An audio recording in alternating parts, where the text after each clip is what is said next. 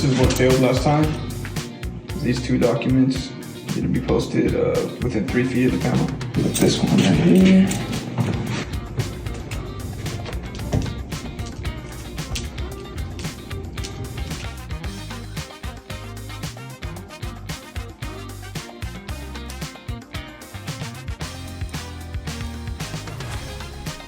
Yeah, so this is the sequence of operations.